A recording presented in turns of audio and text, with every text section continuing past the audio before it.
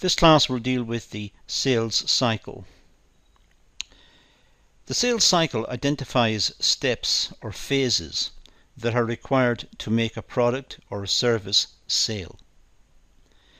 So when we think of making a purchase, in fact there are steps in making the purchase.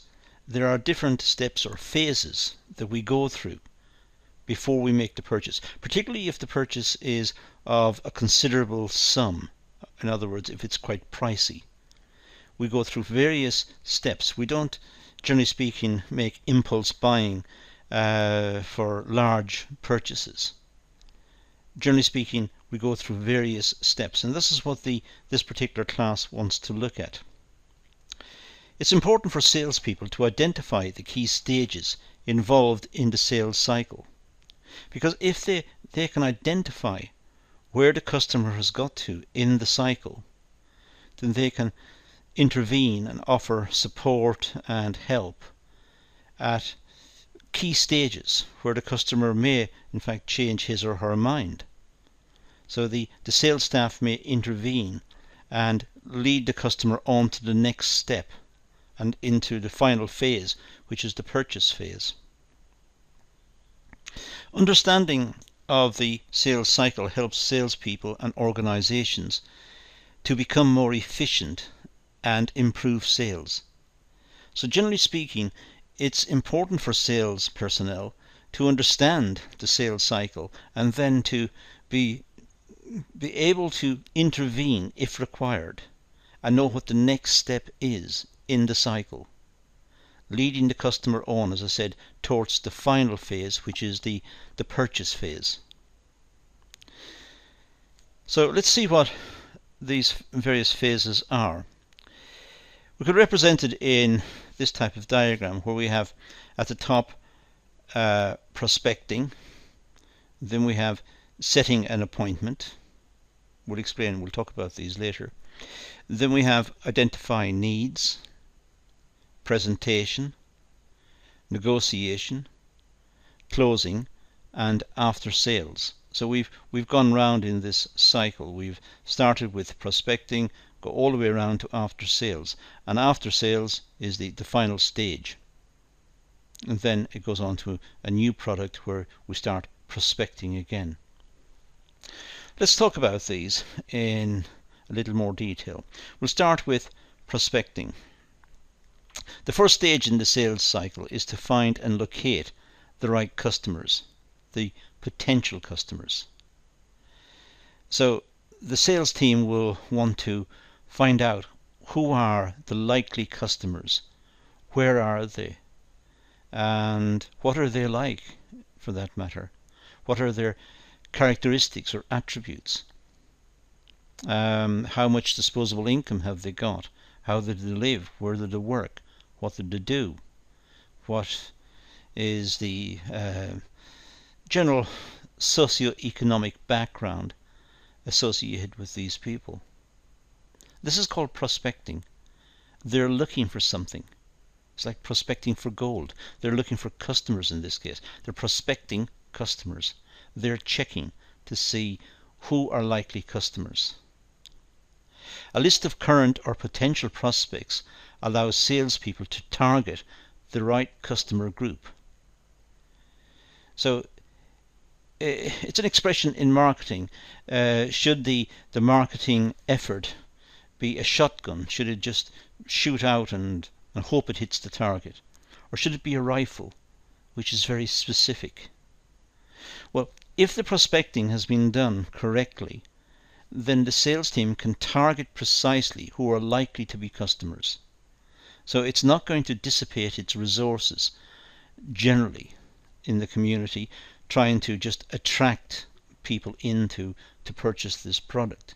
It's going to focus in on who are the most likely customers and try to attract those in. So it's, in a sense, it's using a rifle. It's targeting specific customers because the prospecting has fed back this information. Now, prospecting, of course, may rely on market research and all of the research techniques that goes with marketing in general. But the idea is that they are prospecting. Market research must be carried out concerning potential customers. For example, information from shopping malls, restaurants, purchase research information from third party. So there are lots of sources that may be tapped into.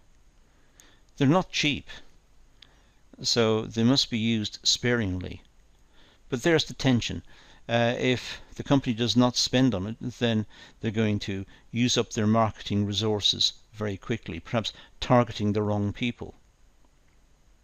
Whereas if they do spend, they have more chance perhaps in targeting the right people and getting customers, getting real customers in who will make purchases. And this is all part of the prospecting idea.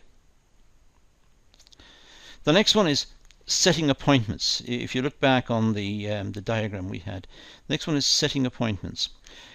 Making contact with potential customers and making them aware of the product. So having discovered who the customers are likely to be, then contact them and make them aware of the product. Cold calling is the most successful approach to securing an appointment. But cold calling has its downsides, and its downsides have become more and more pronounced over the years. Now cold calling is seen as intrusive. Just to phone someone up, it's interrupting their lives. It's interrupting them perhaps at key stages. They may be at a meeting, or they may be at home. They may be watching a favorite television program. So cold calling may generate bad feelings towards the product. So care must be taken when we talk about cold calling. It has been used successfully, but it's not necessarily the best. It may be successful in many times, but it's not necessarily the best. Perhaps more subtle approaches, advertising or placing advertisements in appropriate magazines or publications, placing them on appropriate websites related to the product. Perhaps that approach would be more productive. Other methods of securing appointments include email, social media, mail, door-to-door visits, or visits in person. The door-to-door visit one is also not so popular nowadays. It's very expensive and it may not justify the expenditure. But certainly emails may be used.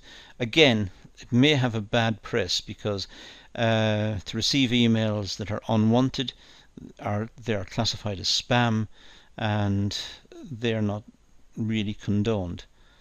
So that again may generate bad feelings towards the product. But social media, placing an advertisement in a large social media platform may be successful. It may be that general advertising is quite successful. Identifying needs, qualifying.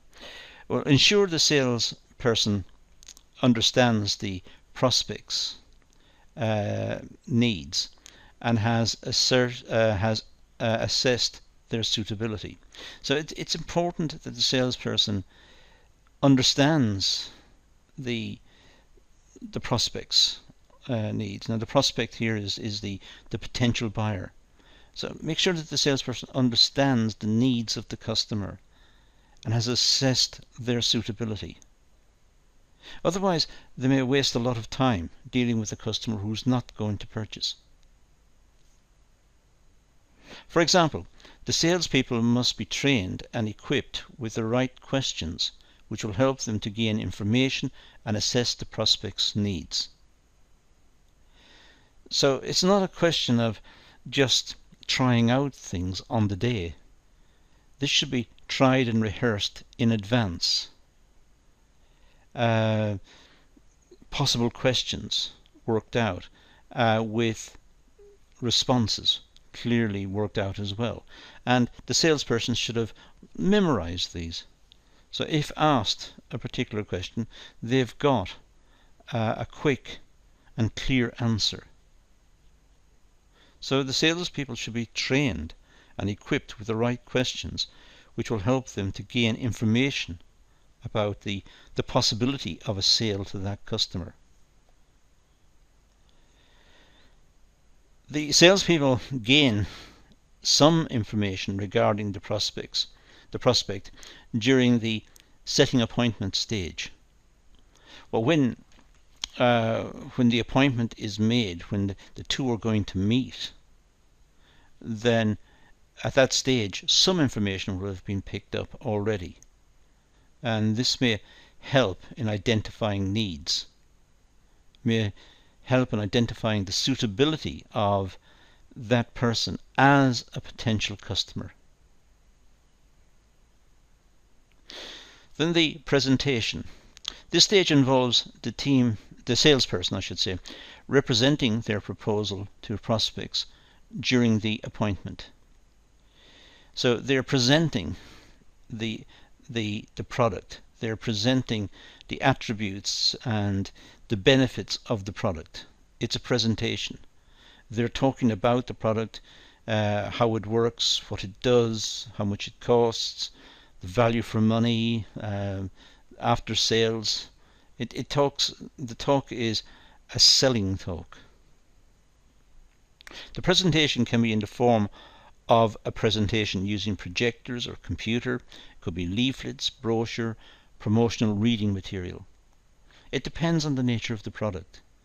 It may be the salesperson is simply chatting to the customer at a counter in a departmental store, and just uses some leaflets and some brochures to talk about. It could be it's a much more elaborate product, and the sales personnel would then present computer graphics or a video showing how the product is used, what it does, what are its advantages. So the presentation may use different types of media to portray the product. The presentation must be appropriate for the intended audience and keep potential customers engaged and keen to move on to the next stage of the sales cycle. The presentation should not be boring. It should not be boring, and it should not be too long. It should be to the point, it should be clear, it should be colourful, it should be engaging.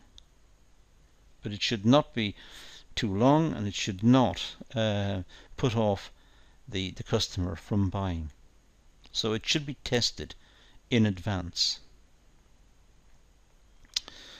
Now the negotiation. Well, this stage is key.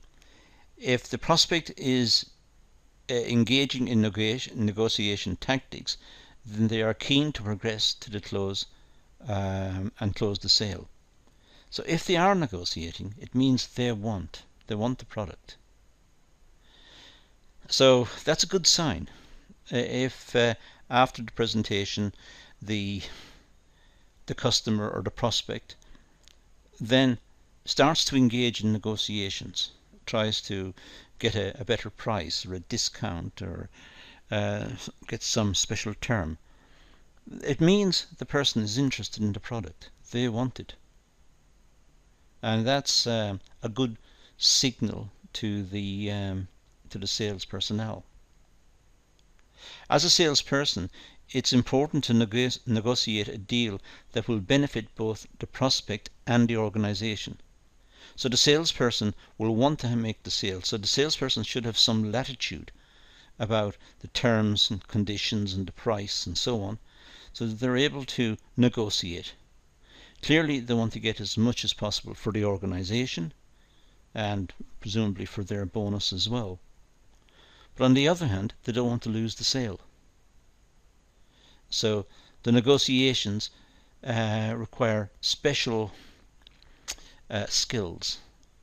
Skills on both sides, both the customer and the seller, the salesperson. During this stage, discuss with the client their needs and show the client that you are willing to cooperate. It's important that the client feels that the salesperson really wants to make the sale. On the other hand, that openness, that willingness to make the sale may be seen as a weakness, so that they're trying to negotiate even better terms. So there's a balance to be struck about how the salesperson presents him or herself. But really it's very difficult to go further than this, other than to say that it really does depend on the skills of the two sides as to what the final outcome will be. Closing. Well, this stage closes the deal and confirms the sale, either through purchase, signing terms and conditions agreements. So the closing part is making the sale. It means writing up the terms of the sale, taking a deposit perhaps, or taking full payment for the product. The sale is completed, and this is the closing stage. A prospect will only make a purchase if they are satisfied with the sales cycle, negotiations, and if the salesperson is able to answer all their questions. If a prospect feels that they haven't been dealt with honestly or openly, they won't make the purchase. If the prospect believes that some of the answers were not convincing, they won't make the purchase. So it's important that in the mind of the prospect, in the mind of the purchaser, that they have clarity about the product, and they feel that the whole exercise, right from start to finish, has been professional, well done, open, honest. If they feel this, then they will make the purchase. This stage does not guarantee a closed deal. The prospect can still change their mind. So it depends on the legal conditions pertaining in the country. They may have a cooling off period, in which case they're able to take the product back and ask for their money back. They may have certain terms in the sales agreement which enables them to back out of the agreement at any stage up to a certain period of time. But that's the closing stage. Then we have the after-sales service. This stage is concerned with key account management and maintaining customer relationships. After-sales service is really marketing. It's ensuring that the customer has had a good experience. It's ensuring that the customer will return and hold the institution, the business, the shop, whatever it is, will hold it in high esteem and recommend it to his or her friends. So after-sales service is important. It's the follow-up, and it tries to engender customer loyalty towards the organization. Ensure customers are satisfied with the deal and product or service.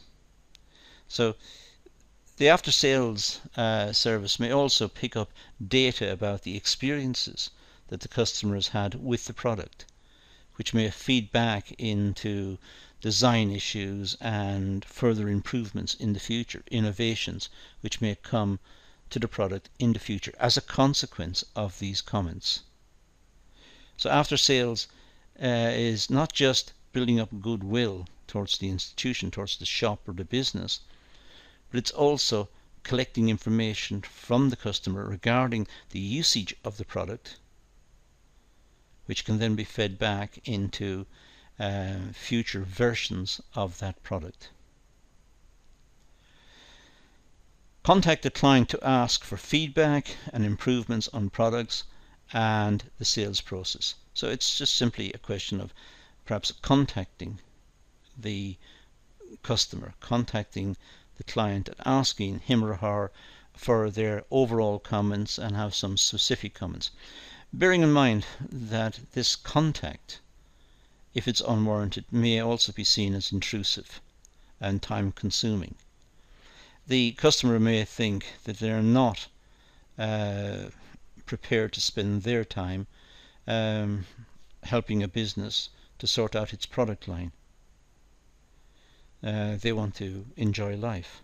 They want to have time to themselves. They don't want to spend a long time answering questionnaires. So these are the after sales points. So now we've got an idea of what's involved in the sales cycle. We've seen the various headings, and it's taken us right round the diagram we saw earlier. But that's all we're going to deal with in this session, so let's leave it at that and say thank you for watching.